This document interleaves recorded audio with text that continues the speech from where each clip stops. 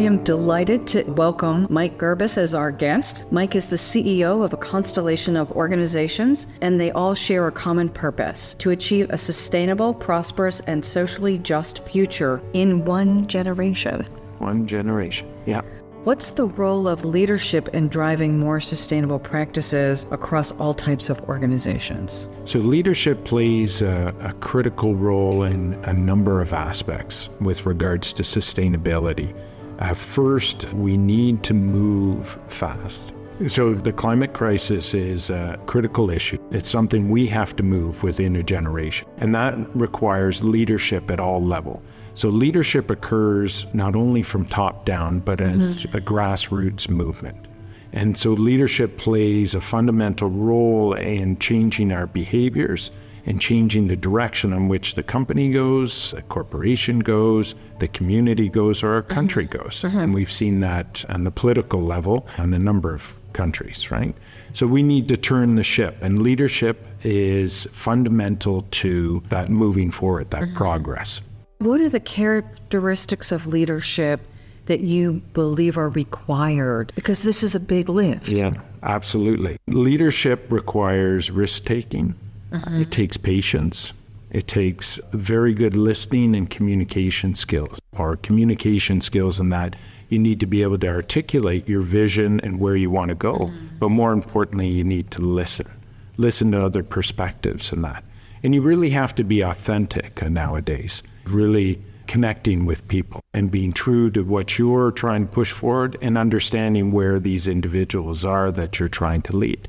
What brought you to focus your career, and I'm guessing your life, on this? So it's funny, I actually was a typical student that I didn't know what I wanted to be or what I wanted to do. And I took a course back in university that really intrigued me in the sustainability and environment side. When I took my master's degree, I managed to hook up with a very interesting professor who focused on change management. And from there, I started my own business right out of school, focusing on waste reduction in small and medium-sized businesses.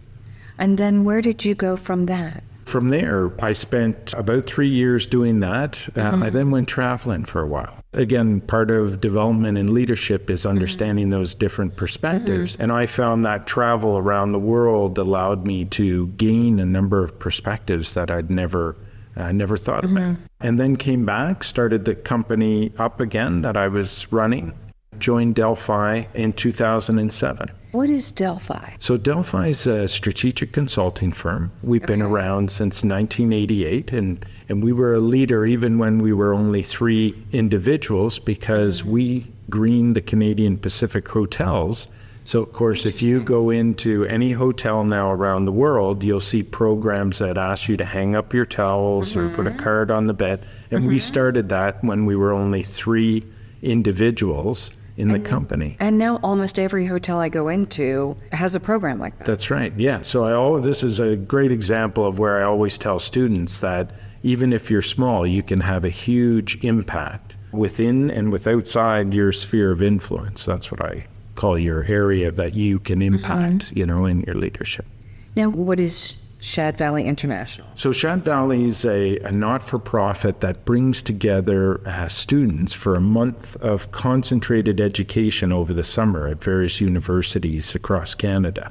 And they bring these individuals together and they do projects and team building, different challenges and so forth. So it's a real bonding opportunity, but it's also a huge opportunity for them to understand and learn leadership, the challenges of making something move forward, interpersonal dynamics that you deal with in teams every day. Do you put them under stress? They're put under stress themselves because there's so many of them together, and it's such an intense month, basically working from 8 a.m. to 8 p.m. every day for a month. And coming together with a group of strangers with that level of intensity does create. But you quickly learn, as you know, through experience, that people have different perspectives. They look at challenges differently. To succeed, you have to figure those dynamics out. There are egos that you have to play with, people who are timid. Again, part of leadership development is understanding humans, right? And what we do and how we operate. It's certainly part of what I teach. Yeah. To work as a team, I need to understand both the personality type and also the motivations. Absolutely. What do you care about? Yeah. And as a team member, as soon as I understand what you care about, then we can support one another's success. Exactly. Yeah. And I think just building on that, I think you also have to recognize the fears, right? Yes. Because we're seeing that a lot nowadays, particularly with the climate crisis, is that you're getting camps of people who do not quite understand the science and what's going on. And there's a bit of a fear, right, that takes hold where we retrench status quo, right? We don't want to change. What does this mean? And again, to be a true leader and an authentic leader, I think you have to paint a positive vision for that person, addressing those fears, and like you said, understanding their motivations to make it progress forward. You've obviously dedicated yourself to this. Can you paint that positive vision, including addressing the fear that you're trying to put me out of business, you green people? Absolutely. Let's think of a future where you have no air pollution from coal-fired plants. Your cars are electric, right? There are thousands of more acres of parkland and trees. You have clean water that you can fish out of and eat. There are millions of songbirds that we're losing annually. This environment is something that we should strive for. But on the business sense, when you are reducing the waste that you are throwing out, or you're reducing the fuel use, which is carbon dioxide and greenhouse gases, then you're saving money. So if you live within a building that is much more energy efficient, it's less money to operate. We're also finding that as new technologies come in, new clean technologies, productivity is drastically increasing, right? So you're able to manufacture things much more efficiently. You can then use materials that are recycled, so it's called circular economy. Again, a benefit to a company that doesn't have to mine and get raw materials from another part of the world. There's a huge business case that can be made around implementing sustainability, tackling issues like climate change. And I'm assuming there's a lot of work to be done to make this cost effective, and in other places it's already been done. Absolutely, yeah. So there are a number of examples. Well, take a look at the cost of batteries. The cost of batteries has dropped over 80% in the last 3 years because the technology is continually improving. Solar panels. Even 10 years ago, we could not afford solar panels. There wasn't a business case. Now they're cheaper than coal, and particularly in the southern United States. And this is true right across the board with technologies, right? All technologies, if you think about it, follow an S curve. And so those technologies, their costs are dropping rapidly as they get adopted, whether it's LED lights or electric vehicles or solar power, et cetera. What are the common barriers in pushing the sustainability agenda? One, as you mentioned, is in the past, when I started my career, sustainability was something that you did to feel good. People saw the environment as that do good. It's separate from business. What has changed drastically over the last 25 years is people are now understanding that, again, when you address environmental issues, you're saving money. A great example is if you're a transportation company and you spend millions of dollars of money on fuel, right, which creates greenhouse gases, causes climate change. If you can reduce that fuel use, then you save money. You increase your profitability. Plus, you make your community cleaner, right? If you're switching to electric, you have much less maintenance costs, for example. If you have a hybrid vehicle, you're not replacing the brakes as much, and so on.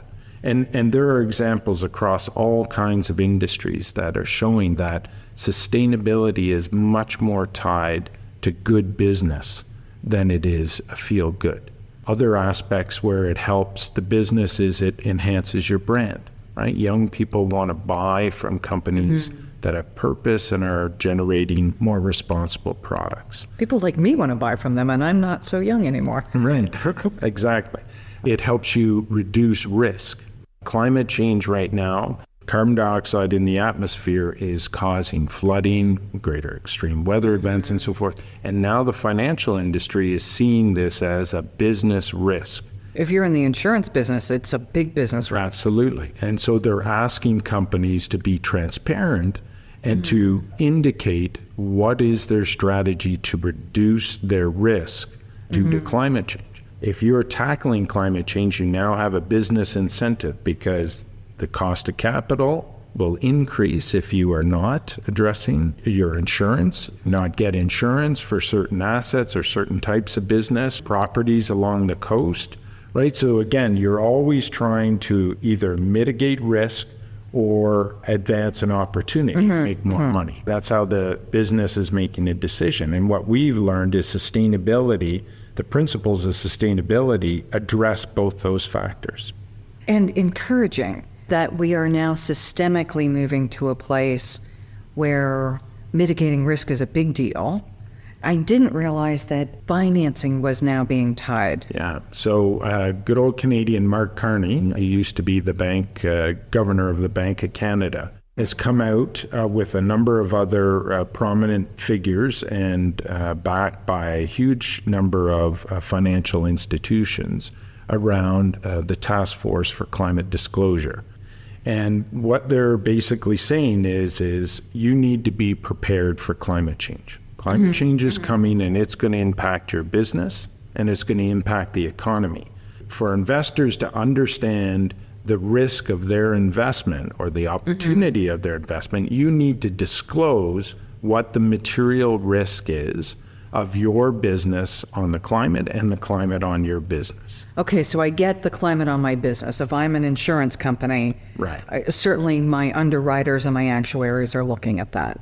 I didn't realize, and I think it's interesting, that it's going the other way around, that we're finding a way to eliminate the free rider issue. Absolutely, because what's happening, is the institutions, the financial institutions are now looking at the science and looking at their business returns. And they're saying, well, hold on a sec. If we continue to emit greenhouse gases, that is going to increase the impacts of climate change and thus drive down our returns on investment. On every investment. On every investment, okay. Right? So what they're saying is, well, if you're a very high, intense carbon emitting industry, you burn coal, then you're putting a greater risk on my investment, both in you and in my portfolio because of your actions. So I'm going to withdraw my investment from you because you're a higher risk. To the whole portfolio. Right, to the whole portfolio. Yeah, and you have a greater risk in disappearing or the value substantially declining because you're in an industry that is contributing to climate change, which is a economic, social, and environmental crisis. Just what's so fascinating is what I call the free rider. I think that's the term we use commonly, that if I'm the one who is causing that risk, as long as I can get capital and no one punishes me or extracts a cost, then I have no incentive to change. Exactly. It sounds like we are now moving to a place in time where that's changing. It is changing, and I think it's still too slow, I would contend, compared to what the scientists say. But it is moving because, one, the financial industry is starting to bring in these parameters upon which they're assessing their portfolio, and two is governments, which play a critical role, right, in sort of the preventing the tragedy of the commons, right? Anything that's an externality or outside the business, government is there to protect us. And they are now starting to institute policies, such as in Canada, carbon price on carbon pollution. Have they gone to that now? They have, yeah. Okay. So the federal government has mandated a national carbon price for those provinces. So in Canada, I think like the states, the jurisdiction to implement environmental regulations is with the provinces. Those provinces that don't have an equivalency to a carbon price, then the federal carbon price is applied. But if they have a carbon price, like the province of British Columbia has a carbon price, then the provincial standard stays in place. Now, how does that work? Is it a tax, basically, if I emit over a certain amount? I incur a cost that's paid to Right. the On government? a very simplistic term is think of a price as like a sales tax. If you emit a ton of carbon they usually use, then you're going to pay a certain price on that ton of carbon. So if I'm a utility, if I go to the gas pump, then they're calculating how much you're emitting and then they're charging you a fee. Now, the Canadian government has done it quite wisely in the sense that they don't just take that money and put it into the general revenues. What they do is give back 80% of that to Canadians, of which lower income will get a greater percentage. If you're smart and a homeowner, if you take that money and invest it in energy efficiency, a more efficient car and that, you can get more money back than you would spend on the carbon tax, which is great. The remaining part, I think it's 20%, goes into investing in projects that will lower greenhouse gases, right? So it'll go into retrofitting schools, or helping with the various, I don't know if it does renewable energy, but projects that will help communities reduce their footprint. That's brilliant. Yeah, it is. But it has been difficult, back to leadership, it has been difficult in the past. Probably, I don't know now, 10, 15 years ago, we had a prime minister who came in and ran on a carbon price and lost very poorly, very badly. Because people saw it as a tax and climate change wasn't an issue. This federal election, which just happened in Canada a week ago, climate change was in the top 3 issues that were spoken about on the campaign trail.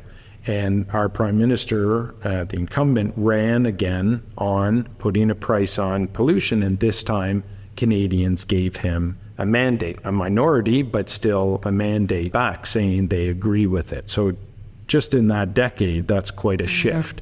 Who is leading globally? Is Canada the leader in finding solutions? Well, I would say that you, like any topic you pick, countries are leading in different areas. Canada has some very strong strengths in things like technologies to make resource sectors more productive, buildings more energy efficient. So this is the lead platinum, lead silver. Right, and because of our cold climate, we have some very good technologies that are working in buildings, battery technology, et cetera. And so you can go around the world and each country has strengths and weaknesses and areas. And of course, being a global economy, that's okay because you can get those technologies elsewhere. So we can look at best in class, basically, and identify who's taking the lead in each category, basically, that I would care about. And learn from them. Exactly. Yeah, exactly. And that leadership goes across, several factors. It's policy leadership, it's economic stimulant around the clean technology, like helping to stimulate the clean technology sector, or technologies themselves. As I said to some students I talked to last week, is we're at this precipice of life, and we have a choice which path we go down. And this is where I think it is essential that people really dig deep. We're all leaders in our own, what I call, sphere of influence. And I think we need to step up and voice our concern, as we were talking, in a respectful and productive manner, but then start to really push on our political leaders and our corporate leaders that things need to change for our businesses, for our communities, for our children. And that means sometimes stepping out of your comfort zone. And I'll give you an example is, we had climate strikes here, of course, and I have never in my life, I think, marched on the street. But it is now time to get, because I like to work behind the scenes, but it's now time to get uncomfortable. And I needed to show my kids, my young staff, that I was going to be out there supporting them as well. So I wrote a letter to all my colleagues and CEOs in Ottawa expressing the need that they should allow their staff to go out in the climate march on company time, I sent a letter out to all staff in the organization that they could take that time off to participate. And then I reached out to the youth that were organizing it to say, how can I help?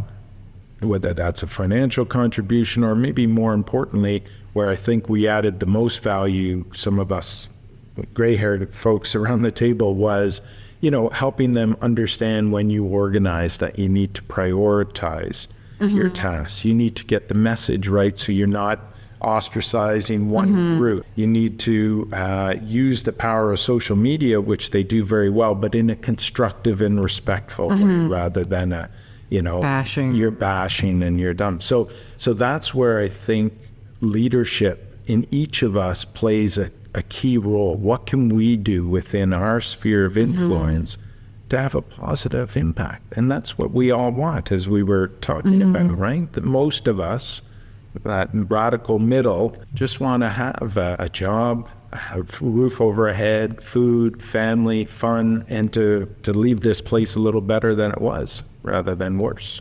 One of the things that's been a theme for me over the period of the conference has been the idea that we have choice. Right.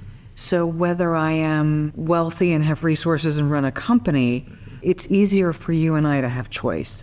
But we all have choices in what we buy, what we don't buy, whether we march. And I also realize there are people who are working 2 and 3 jobs and they can't take off work to march. Exactly. And they can't spend extra money on some things.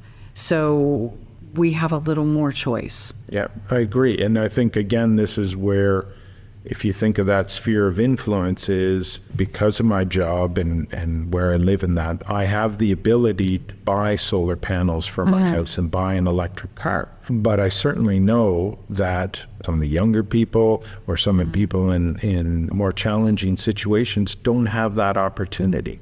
So are there things that they can do that they feel comfortable in? So is it just participate in a march, right? Is it to compost, right? Whatever renewable them. Water bottles instead of buying bottled water. Exactly. Writing their MP about the need for change. So again, this is where it's important for us to work, again, I'll use that term, sphere of influence, in what we believe is most important to us. So even if climate change is not your most important issue, but poverty reduction is, or disadvantaged youth, then I encourage people, then put your energy into that, because it's all, to me, that's leadership. That's helping someone else. For those of us that are privileged, I think it's really important that we open doors for others. And this is something that a young lady, Larissa, brought to my attention at one of our events, where she recognized that she was the only woman of color and of Indigenous background in the entire 200-person event. And it was something that I sadly say I didn't even recognize. But what I did was I immediately engaged her and asked her to provide us with guidance and insight on how we could do better. And then I set targets within our event, our big, we do a biannual huge event in Vancouver every year called the Globe Forum, to set targets around gender. So 50-50 women speakers, Indigenous participation, diversity, inclusion, and then work with other organizations to try to get more people who wouldn't normally get the opportunity to do that. So whatever, again, we can do, but we need to be able to open the door and help others that might not have those opportunities. It does seem like as you go through that list, there's so much to think about. There is. And then I have to get my work done. Yeah, exactly. And that's a great point. And again, I think it comes back to what are the little things that you can do, right? So if you have, I was there before with 2 young kids, driving them around to hockey, and you're racing to just try to get through the day.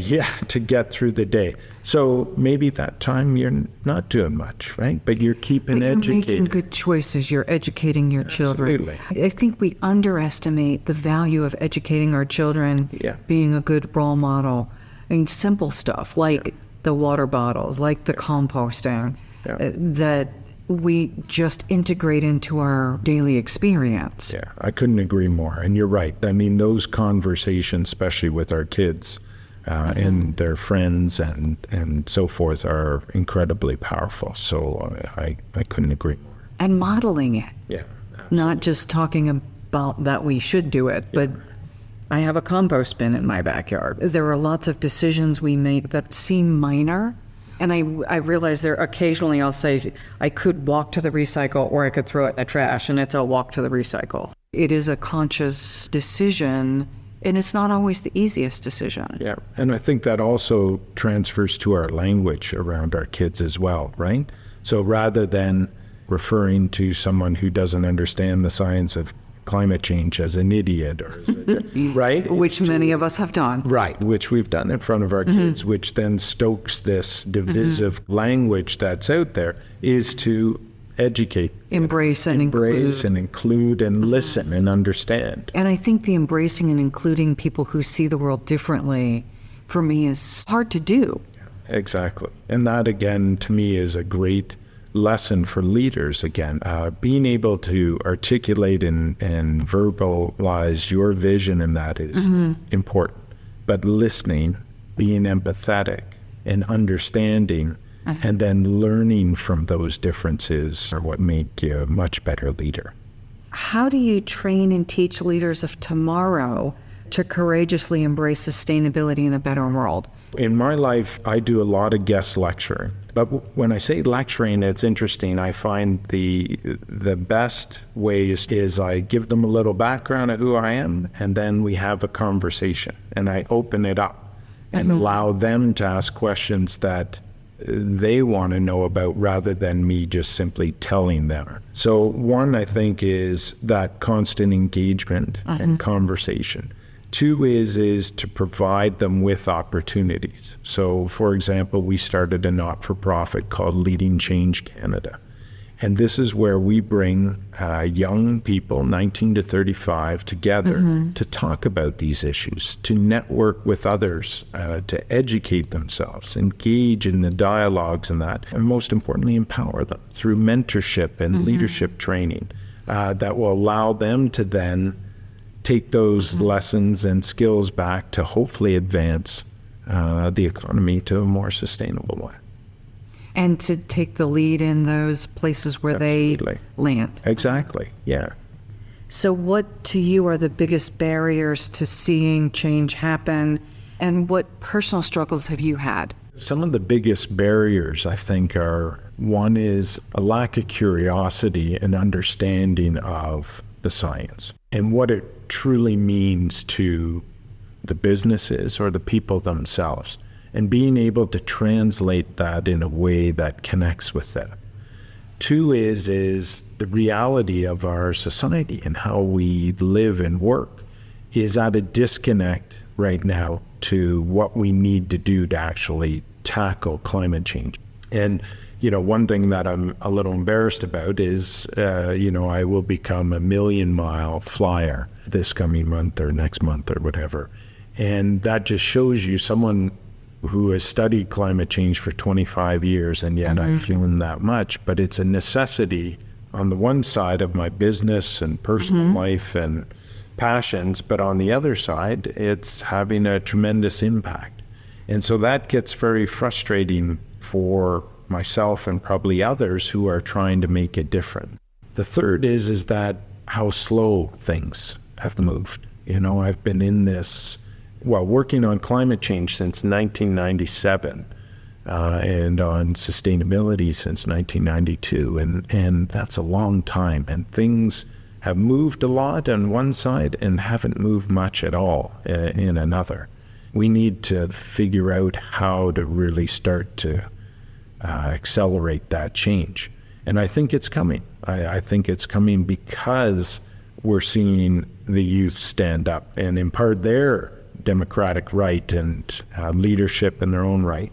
We're seeing the financial institutions starting to understand the risks to their business and thus, assert pressure on companies that, hey, you need to look at this issue of climate change. the positive components of sustainability and seeing how this makes better business sense. This is not just about feeling good. This is about enhancing your brand, creating new products and services, retaining and attracting new employees, right? And saving money. So all of those make sense from a business case, and yet we're seeing, to your point, much slower adoption. And I do wonder, now that we're seeing more climate volatility, you can't argue that we're having more storms. We keep having 100-year storms every month. That's probably an exaggeration, but we're having much more frequent, much more dramatic weather events. It's hard to deny that something's happening. Yeah, I agree. And I think what we need to do now is take these shocks to the system and use them constructively, though, for conversation again, because they can be very frightful things, for people who are experiencing them, and we need to understand their pain in that, but then use it as part of a dialogue to say we need to make change quicker. Is there anything in your personal life, in your own transition, that you would share? You mentioned the Million Miler piece. Anything else that you found difficult? Well, I think having kids is an interesting journey in itself, both extremely positive and also extremely frustrating at times. It's been interesting to see and have conversations with them and seeing them have the same desires and, I'll call them blocks or barriers, obstacles to change. And so they still want to buy lots of clothes, fast fashion, big car and a fancy car as they get older, etc. Why I use that example is we just seem to be on the treadmill, right? Like we're not getting off the treadmill into changing the way we live and the way we live in life. I find that very frustrating at times. I was having a conversation the other day. It was a lovely day, sitting on my porch with a client, and I realized there was a big storm out west, snow months earlier than normal. But sitting in my little spot, everything seemed just fine. So it's hard to remember when I want to go buy something fashionable or just take a trip that isn't required, that I'm burning fossil fuel, that I should consider the cost to the environment of each action I take. Because when I look, it looks like the world's just fine. Yeah, and I agree. And that makes it very difficult. But your words are a great example where we said, the cost to the environment, but it's actually a cost to society and to our bank account, to be honest, right? Because we talked earlier about insurance and that. If we're not able to get insurance on our home, and then it, God forbid, it burns down or something, that's a tremendous impact. But you're right, and this short-sightedness is what makes these challenges like climate change so hard to grasp and to tackle, right? Is people are, thousands of years and have built us a certain way, so we want to be part of a tribe. So if that tribe doesn't believe climate change, it's very hard to come outside that. The cognitive dissonance, if it hurts too much, we don't want to think about it, right? We move on, right? These types of things, I think, play a huge role, and that's why we have to understand humans more. Again, back to the way we engage one another is, this has to be about us, as individuals and our communities and our tribes, and working and understanding that to find solutions to go forward. So I love your wording. It's not a cost to society, it's a cost to our children. Yeah, absolutely. That changes what I think or what I hear as we have the conversation. And I think those are the shifts, and I appreciate your correction that even just changing the linguistics changes my thought process. Absolutely. I would still contend that we made, and when I say we, environmentalists or progressive people made a huge mistake when we framed climate change as an environmental issue. Instead of a family issue or a financial, right? A social issue, because that's what it is, right? When you see those hurricanes, my heart goes out to people in Bahamas and Texas and Florida and so on and so on, right, that have been hit by these, New Brunswick, and is that this is a social issue. It's going to impact us all at some point. So as you said, right now you're seeing the beautiful lake and that in the storm on the distant horizon, but it will impact at some. But again, we don't want to create a fear that then people withdraw and oh, well, it's over. That comes back to the leadership and communicating that vision about a place where we have, clean air and we have good jobs and high-tech, clean tech, spaces, and there's parks and trees, and our families are living, within the means of the planet, and I think that's important to go to the positive, as we've talked about. Most of us are motivated by a vision we can touch and see. Right, that this is possible for me in my lifetime. Yeah. So you've been doing this for 25 years. What gives you the most hope? I think the thing we've been talking about the most is humans. We are, and young people in particular that I engage, is that energy, right? That I can do anything comes out. And if you think about the challenges we've overcome, world wars and plagues and all these things over the thousands of years, we've always come out of it stronger, right? But we've done that because we're a community and we come together and we recognize the differences and the value of those differences, and we work together. And that really gives me hope, especially in an amazing country like Canada that is so diverse and has so many great people, which the United States does as well, right? And if you go around the world now, this is what's bringing us together, I think, is diversity and difference of opinion and hope for a positive future. Well, my hope is we have listeners around the world who are engaging in this conversation by listening and by making changes in their lives. It is a global issue. It is. We live on the same planet, and what we do in every country impacts the whole. Yeah. And we're seeing that with the weather events. It impacts the whole. So the invitation is certainly for people around the world to consider the impact each of us is having on all of us. Exactly. I couldn't agree more. So Mike, thank you. How would people learn more? Do you have a website or a... Absolutely. So you can find us in the Delphi group at www.delphi.ca, and the Globe Series is globeseries.com, and Leading Change is leadingchangecanada.com. And we will post that information as well with more of your resources. Can you give our listeners, as we wrap up, 2 concrete steps they can take to make change in wherever they are in their communities? Wherever you are in your communities, one is to speak out. Let your political and corporate leaders know how you feel that change is needed. And 2 is find that area of passion that you feel emboldens you to take action and really put your efforts there, whether it's climate change or, like I said, poverty reduction or composting. I love what you said earlier about listening. Smart people run the gamut. If we think of the bell-shaped curve, most of us are in some sphere of the middle, and we can reach out and have intelligent conversation and influence one another and take collective action. Yeah, absolutely. And I think that is a wonderful message to leave with people, is when you're having that argument with someone you disagree with, just maybe take a deep breath for a second and listen and try to see if you can learn something which will improve you, and then share something back which will improve them and your connection to one another. Thank you.